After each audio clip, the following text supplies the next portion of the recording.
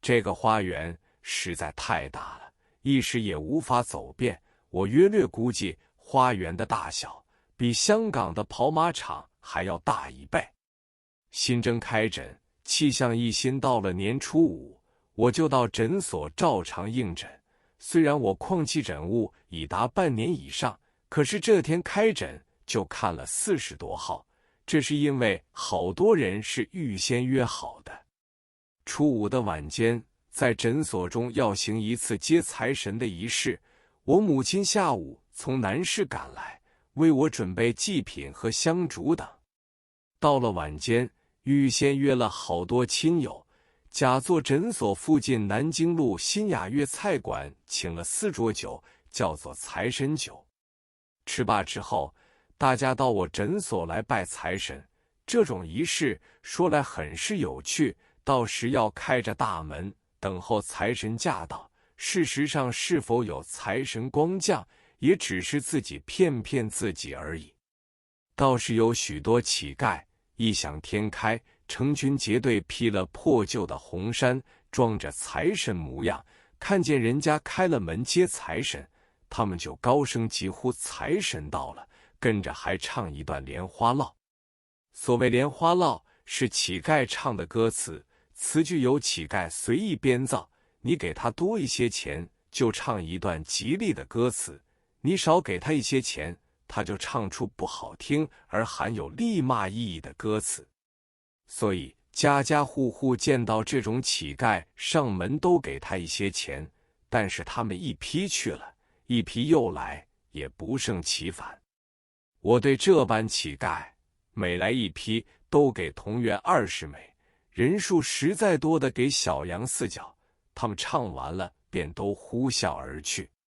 从前习惯上，在每年年初5，我必然要到插袋脚朱斗文家去拜年。到了晚上9时，他的账房先生捧出500块银洋来，开始玩牌九，由朱斗文做庄。这个庄是很奇特的，他只赔不吃，赢的人照例取钱，输的人是不吃掉的。只是每次下注限定小羊4角，所以参加玩牌九的人没有一个不赢，却没有一个人输钱。这叫做散福，意思说财神日该散些福给大家。这样的赌法，大约经过1小时，朱斗文的500块钱全部散尽，大家高兴不已。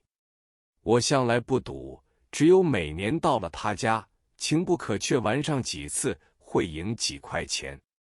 到了10点钟，朱斗文又到后宅去散福。后宅是一个花园，有一行连接着8个宅子，是由他的8位姨太太居住的。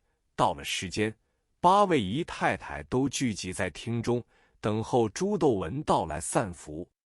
11点之后，他又到平素熟悉的妓院中去散福，这是常年老例。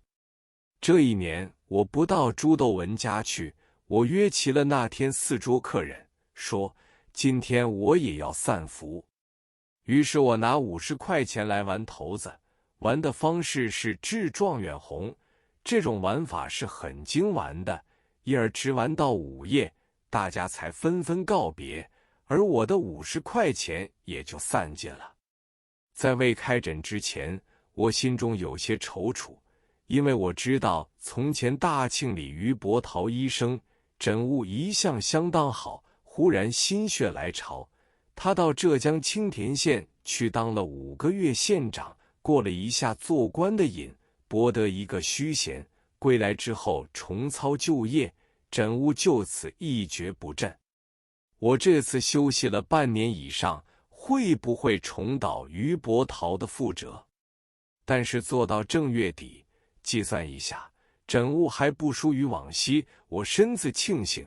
我母亲说，你在财神日散福散掉50块钱，太阔绰了，何不做些善事？我说也好，就决定拨出200元来捐入4个善团，一个是龙华孤儿院，一个是仁济育婴堂，一个是普善山庄，还有一个是广益善堂。越人既多，深信因果到了阳历5月，疹物不但恢复原状，而且因为伤寒流行，我的疹物特别好。这种病，故劳动阶层的病人都就诊于张龙泵。他是相不出诊的，上门看病则由他的子侄辈相诊，每天总有300-400号。中上阶级的病者，无非求治于4个有名的内科中医，我是忝居其一。这种伤寒病，轻的门诊都不相宜，重的因为病势凶恶，一日数遍都要出诊。那时节，老辈一家都有嗜好，只有我最年轻，起身的早，早晨6时至9时就赶着出诊，汽车往返，一个清早能看8家出诊，9时回来再看门诊，看到下午4时又要应邀去出诊，一天之中真是忙得连吃饭都没有一定的时间。伤寒症都是由于饮食不慎传染而成，资产阶级当然少些，最多数的患者是贫苦人家和警务人员以及高等白相人。所谓白相人，今称黑社会人物。看这种人的病，看得好固然可以声名大振，但是看得不好也常会惹出事来。幸亏我对这种病的治疗尚有把握，所以从来没有引起什么事端。这种黑社会人物现在都已成过去，但是有不少人物如今还值得一提。这种人是社会上的害群之马，他们在上海畸形地存在着，并公开活动。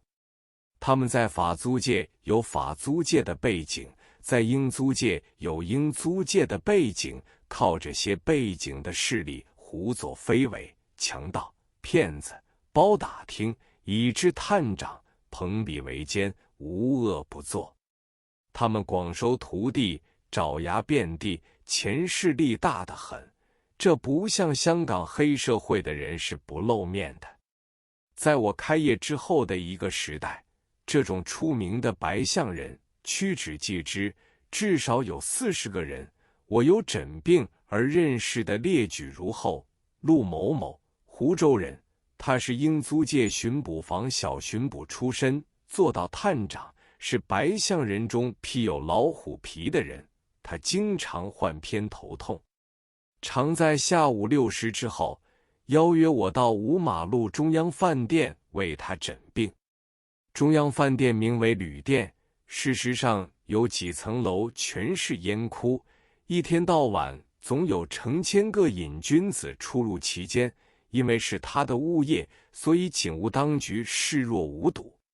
中央饭店楼下大厅是中央舞厅，出入的舞客都是他的徒子徒孙，无非是借舞厅奖金头。如果奖金头能使他们满意，任何刑事案子可以黑的变成白的，不然的话，白的也会变成黑的。因此，有好多冤狱都是由他一手造成。他的一个大老婆住在西京公所对面，也常常请我去看病。